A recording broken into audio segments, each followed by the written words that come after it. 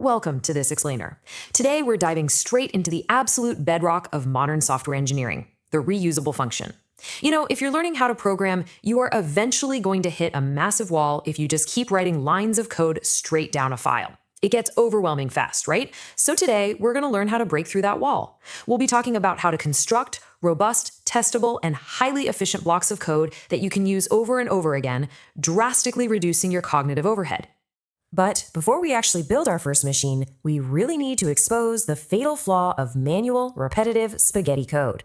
Ask yourself, what is the true enemy of scalable software? Well, it's repetition.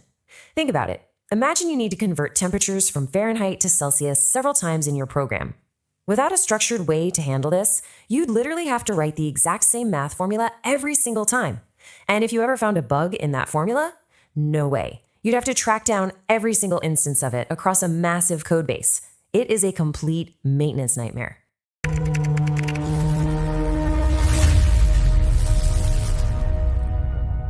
So the ultimate solution to this nightmare is a foundational concept called the DRY principle.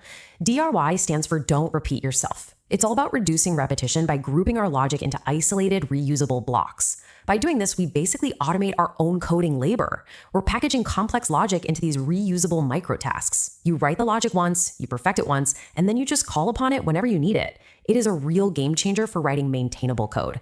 Here is our roadmap for today's explainer. 1. The DRY principle. 2. Anatomy of a function. 3. Scope and return values. 4. Advanced parameter configurations. And finally, 5. The enterprise function blueprint. Okay, let's jump right into section 1, the DRY principle, or as I like to call it, your automated assembly line. I love how programming educator Corey Schaefer frames this. He says, think of a function as a machine that takes input and produces a result, a black box. And that hits the nail on the head. When you execute a function, you don't necessarily need to know exactly how it's doing what it's doing inside.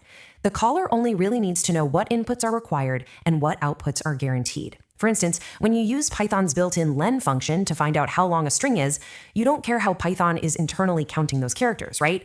You just care that you hand it a string and it hands you back a number. Moving right along to section 2, anatomy of a function. Let's step onto the factory floor and actually build this machine. So let's look at the clinical anatomy here, from the outer casing down to the input slots. We forge our machine's chassis using a specific keyword. In Python, that's the def keyword, which signals we're defining a function. Though if you're in JavaScript, you'd see the function keyword or arrow syntax instead. Anyway, right after def, we give it a name. A huge best practice here is to use a clear verb-driven snake_case or camel case name, like calculate_total tax or process user data. Because functions do things, their names should be actions. After the name, you add a set of parentheses and cap the line with a colon.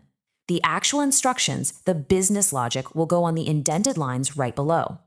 Now, this next part is a really common stumbling block, but we must strictly separate the idea of parameters from arguments. Parameters are the variables listed inside the parentheses when you define the function. Think of them as the physical, empty input slots built into our machine.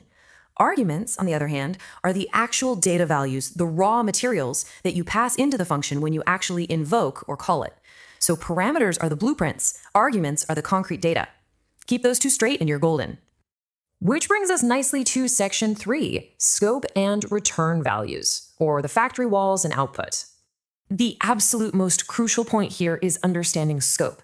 When a function executes, it spins up a new local execution frame in the call stack. Variables created inside the function stay trapped within this local scope. They are completely encapsulated within the factory walls. This prevents what we call scope pollution, meaning your function won't accidentally overwrite some global variable elsewhere in your app. Because of this, we should always strive to write pure functions. A pure function is deterministic. If you give it the exact same inputs, it will yield the exact same output every single time, with absolute zero side effects on the outside world. It shouldn't mutate external memory or mess with global arrays. It just does its job in total isolation, which makes automated testing a breeze. So once the internal assembly is complete, how do we actually get the finished product out of the machine? That is where the return statement comes in. It acts as our delivery bay. It explicitly ejects the deterministic product back to the caller and immediately shuts down the function's execution block. Any code written below a return statement, it literally won't run. And here's a fun aside. Even if you don't write a return statement, Python still returns something. It implicitly hands back the built-in value none. But honestly, relying on implicit returns is a great way to introduce bugs, so it's always better to be explicit. All right, let's level up a bit. Section 4, Advanced Parameter Configurations. Let's supercharge that intake. We can actually make our functions incredibly flexible by assigning default parameters right in the definition. For example, setting discount_rate equals 0.05. This assigns a fallback value, allowing the caller to simply skip that argument if they're happy with the default, without breaking backward compatibility. But major warning here. Please pay attention to this. Default values in Python are evaluated only once at the exact time the function is defined. If you use a mutable object like an empty list or a dictionary as a default parameter, that exact same object will be shared across all subsequent calls to the function. It'll just start accumulating data from previous runs. It's a massive bug waiting to happen. So always use immutable defaults like none and initialize your lists inside the function block itself. But what if we face a completely unpredictable flow of raw materials? You don't know how many arguments are coming. To handle that, we upgrade to arbitrary argument lists using the single asterisk args and double asterisk quargs. Args dynamically captures all extra, unnamed positional inputs and packs them neatly into a tuple. Quargs scoops up all the dynamic variable length keyword inputs and structures them into a dictionary. This allows your functions to act as incredibly resilient wrapper functions. And finally, Section 5, the Enterprise Function Blueprint. Time for the final schematic.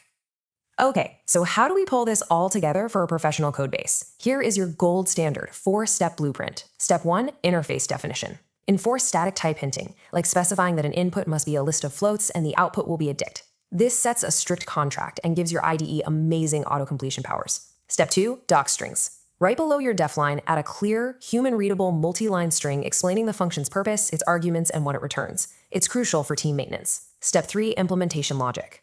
Keep your logic pure, deterministic, and safely locked inside that local scope. And step 4, the explicit return. Always explicitly send that final data back to the caller.